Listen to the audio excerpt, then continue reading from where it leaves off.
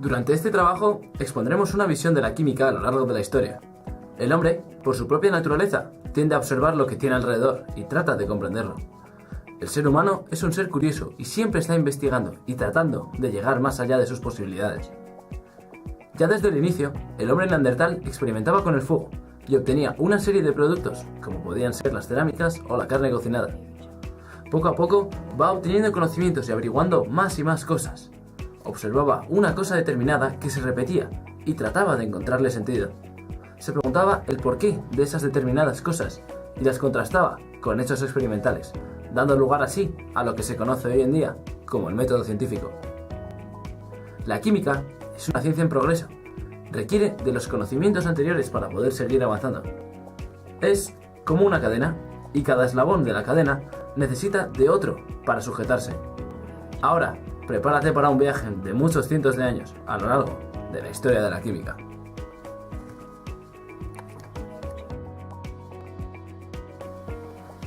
Como ya hemos mencionado antes, los procesos químicos que estuvieron más presentes en la prehistoria tuvieron lugar gracias al fuego. Una de las reacciones químicas más utilizadas consistía en colocar barro al fuego y moldearlo, dando lugar así a las cerámicas. Otro proceso químico que podríamos destacar sería el de la pintura, usando pigmentos procedentes de los minerales, o los minerales en sí mismos. Hubo una gran revolución, y llegó la edad del cobre, en la que se comienza a usar este metal, en un principio, en Egipto. Esto se conoce gracias a los escritos y pinturas egipcias, en los que se relata también el uso de papiros de medicina y la química de la época. Aquí podríamos destacar el natrón, una sal compuesta por carbonato sódico, utilizado en la momificación y en la conservación de alimentos. Más tarde, llega la edad del bronce, un metal o una aleación, más bien dicho, del cobre y del estaño, más resistente y duradera. Esto supuso un gran avance armamentístico para la época. Un pueblo en concreto, los hititas, lograron una manufactura de hierro incluso aún más fuerte.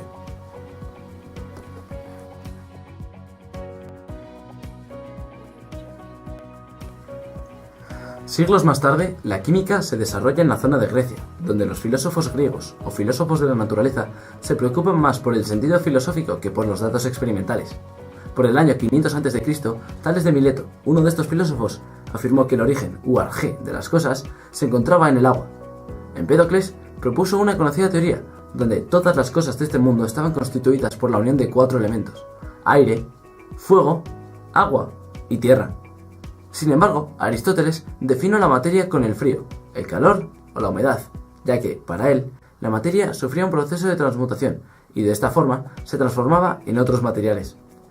Ya por el siglo II a.C., empiezan a utilizar compuestos químicos como el acetato de cobre, el carbonato de zinc o el plomo.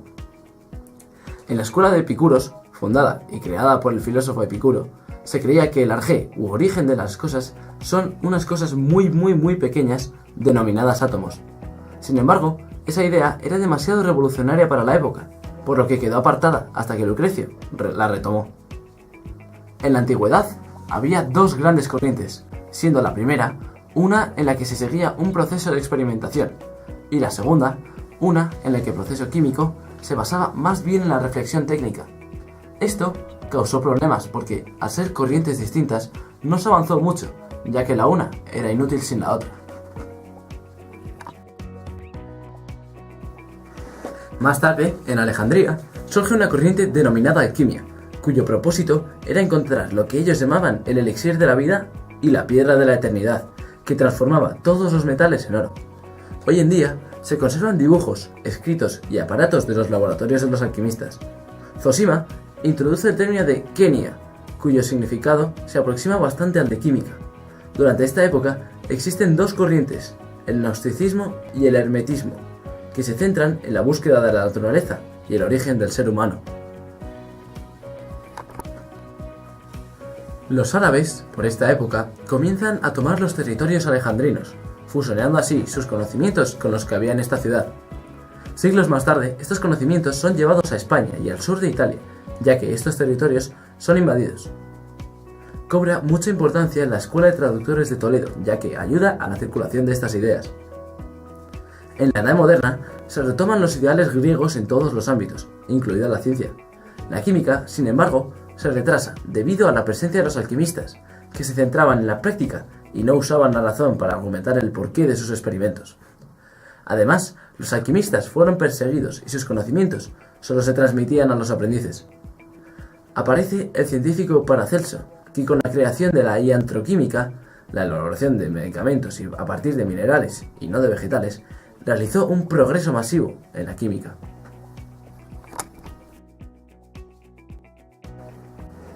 Como ya sabemos, en el siglo XV comienza la Edad Moderna, en la que se darán trascendentales cambios, no solo para la ciencia, sino para todos los demás ámbitos.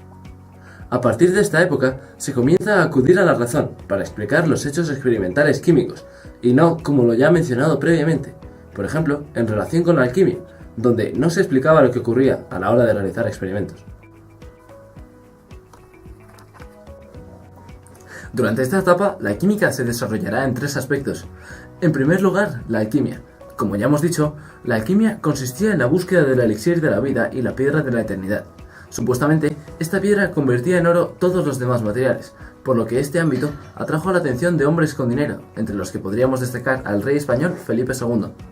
La alquimia lleva consigo un misticismo y un secretismo, ya que se trabajaba en la transmutación de los metales, y los conocimientos solo los podían conocer aquellos que la practicaban. La alquimia, durante esta etapa, no ayuda al desarrollo de la química. En segundo lugar, tenemos los oficios tecnológicos. Esta práctica consistía en el trabajo de la metalurgia, de minerales y metales preciosos. Hubo gran cantidad de estudios, entre ellos podríamos destacar el de Glauber, un médico y alquimista que descubrió nuevos compuestos. Otro ámbito a destacar dentro de los oficios tecnológicos sería el de los oficios agrícolas. España, en cuanto a los oficios, se desarrolló mucho debido al descubrimiento de América y a la explotación de las minas que allí había. Se desarrollaron nuevas técnicas de extracción y amalgamación. Y en tercer lugar, tenemos al desarrollo de la medicina y la farmacia, donde destaca un científico mencionado con anterioridad, Paracelso.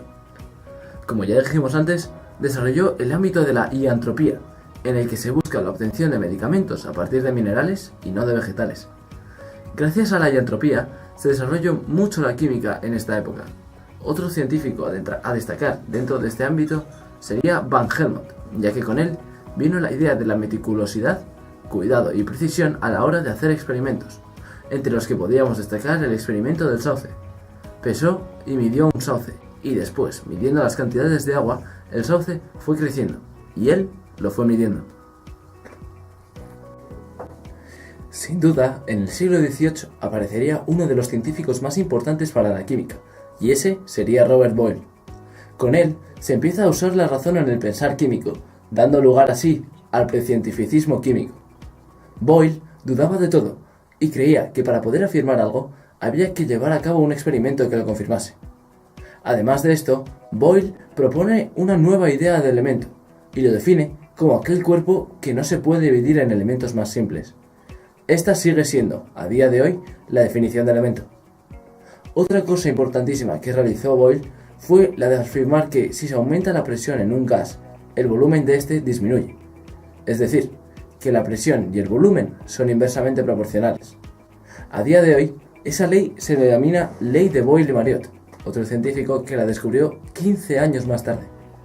Además de todo esto, Boyle también realizó investigaciones en el campo de la química analítica, que acabaría evolucionando en los indicadores, entre los que podríamos destacar, por ejemplo, el pH.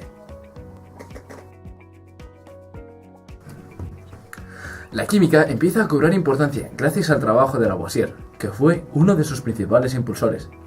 Otros científicos, como Newton, mostraron interés por la idea de afinidad, que habla sobre la afinidad de unos cuerpos para reaccionar con otros.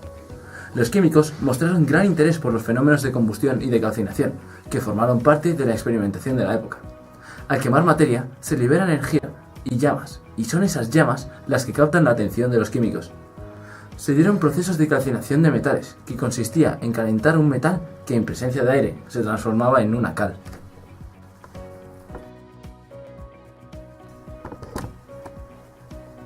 Europa padecía una crisis, por lo que los gobiernos destinaron dinero a la investigación química en busca de soluciones. En el siglo XVIII surgió la teoría del flogisto, del científico George Stahl, en la que se explicaban los fenómenos calóricos que entraban en juego en la combustión de metales. Observaban el desprendimiento de calor y la calcinación de los objetos, cambio de forma y colores debido al fuego. Dentro de esta teoría encontramos dos ideas, la de flogisto, que en griego significa combustible, y el flox, que, en esta misma lengua, significa llama. Cuando un cuerpo sufre la combustión, el flogisto se desprendía de él e iba directo a la atmósfera. Sin embargo, podía regresar al cuerpo en un proceso reversible. En el proceso de combustión, la materia se convierte en ceniza y se liberan, además del flogisto, otros gases. Esta teoría era el principio de la combustibilidad, que estuvo vigente a lo largo del siglo XVIII, a pesar de que era errónea. Gracias a esta teoría, la química práctica se enriqueció, debido a las muchas prácticas experimentales que se llevaron a cabo.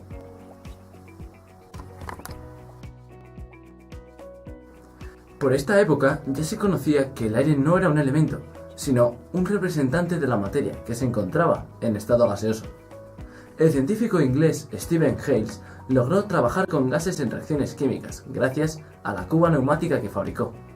Otros científicos químicos que trabajaban los gases, o químicos neumáticos, realizaron grandes descubrimientos. Entre estos podemos encontrar a el científico Black, que descubrió el CO2. Cavendish, sin embargo, descubrió el hidrógeno. El científico Priestley descubrió el oxígeno y Rutherford el nitrógeno. El científico Losmotov fue el primero en diferenciar el átomo de la molécula.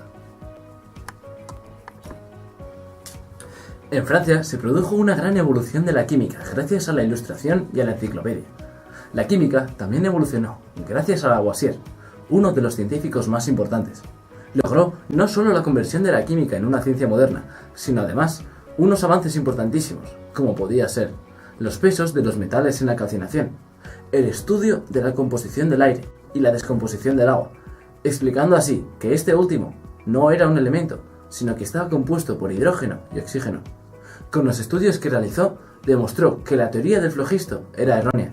Desarrolló, sin embargo, la teoría de la oxidación, en la que dio nombre al oxígeno y se afirmaba que éste era el responsable de todos los procesos de combustión y calcinación de los metales. Además, destacó la importancia de lo cuantitativo a la hora de hacer química. Entre sus aportaciones podemos encontrar el Tratado Elemental de la Química. En este se exponen ideas básicas de la química y se introduce una nomenclatura más sencilla basada en las raíces griegas y latinas.